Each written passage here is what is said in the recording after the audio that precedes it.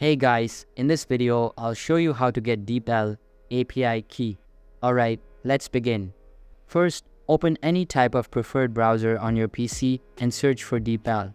After that, open the official website, sign into your account, and you will be redirected to the home page.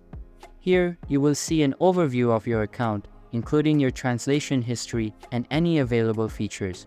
Now, click on your profile icon at the top right corner of the page.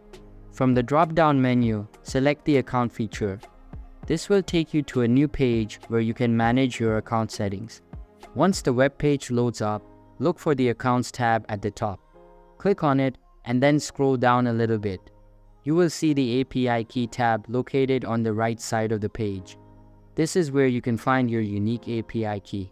To access it, simply click on the Go to tab button next to the API key section. Once you do that, your API key will be displayed. Make sure to copy your API key and use it wherever you want. So that's basically how you can get Deepl API key. And that's it for this video.